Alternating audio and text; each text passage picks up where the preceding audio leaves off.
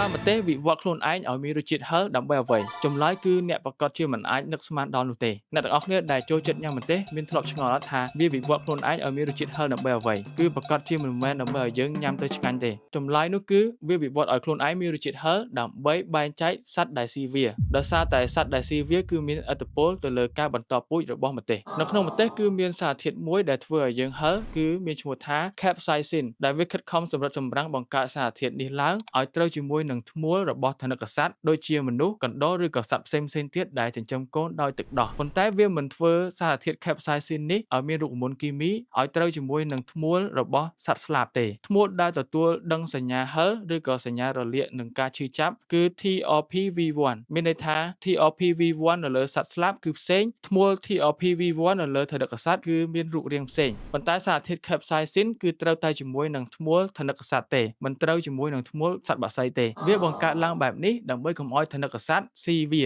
សំណួរសួរថាហេតុអ្វីបានជាម្ទេសមិនចង់ឲ្យថនិកសត្វស៊ីដោយសារតែទម្លាប់នៃការទំពាជាទូទៅថនិកសត្វគឺវាមានធ្មេញនៅពេលដែលស៊ីម្ទេសគឺយើងធ្វើការទំពាម៉ត់ខ្លាំងមែនតើនៅពេលដែលយើងទំពាម៉ត់ខ្លាំងក្របរបស់វាដែលប្រើសម្រាប់បន្តពូជនោះក៏វាមានការម៉ត់ទៅដូចគ្នាអញ្ចឹងមានន័យថាវាមិនអាចបន្តពូជបានទេបើសិនជាថនិកសត្វស៊ីប៉ុន្តែបើសិនជាយើងក៏លេចទៅមើលសត្វស្លាបវិញឬក៏សត្វបក្សីដូចជាសត្វក្អែកឬក៏សារិកាជាដើមវាមិនមានធ្មេញទេនៅពេលដែលវាស៊ីគឺវានឹងលេបចូលទៅតែម្ដងហើយក្របរបស់វាគឺនៅតែមានរូបរាងពេញលក្ខណៈនៅពេលដែលវាបន្តបង់ចេញមកវិញក្របរបស់វារីកសាយភាយទៅគ្រប់ទិសទីមានន័យថាវាបន្តពូជបានកាន់តែច្រើននៅគ្រប់ទីកន្លែងហើយប្រយោជន៍មួយទៀតរបស់សារធាតុ capsaicin ដែលមាននៅក្នុងម្ទេសគឺវាការពារម្ទេសពីមេរោគផ្សិតដែលភាសាអង់គ្លេសហៅថា fungi ដែលវាជួយការពារផ្លែម្ទេសកុំឲ្យរលួយមុនពេលដែលមានសត្វស្លាបមកស៊ីសរុបមកវិញរសជាតិហឹរដែលមាននៅក្នុងម្ទេសគឺជារបៀបដែលម្ទេសការពារកូនចៅជំនាន់ក្រោយរបស់វាឲ្យបានរស់រានមានជីវិតនិងពង្រីកពូជរបស់វា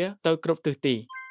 ម្ទេសមានអីត្រឹមតែជារុក្ខជាតិប៉ុន្តែវាពិតជាឆ្លាតមែនតើប៉ុន្តែនៅក្នុងសវ័យនេះចូលរួមសោកស្ដាយចំពោះម្ទេសផងដោយសារតែរសជាតិហឹររបស់វាពិតជាធ្វើឲ្យមនុស្សមួយចំនួនចូលចិត្តខ្លាំងមែនតើអ្នកខ្លះបើសិនជាញ៉ាំអីអត់បានដាក់ម្ទេសញ៉ាំអត់ឆ្ងាញ់តែម្ដងអញ្ចឹងអ្នកណាខ្លះដែលញ៉ាំអីអត់ដាក់ម្ទេសអត់កើតខមមិនម្នាក់មួយមកប៉ុន្តែសម្រាប់អ្នកដែលចូលចិត្តញ៉ាំម្ទេសហឹរខ្លាំងជារៀងរាល់ថ្ងៃក៏អាចមានការប្រឈមជាមួយនឹងមហារីកកាពះដែរចាំខ្ញុំនាំអ្នកឲ្យឆ្ងល់តាមខ្ញុំនៅវីដេអូក្រោយទៀត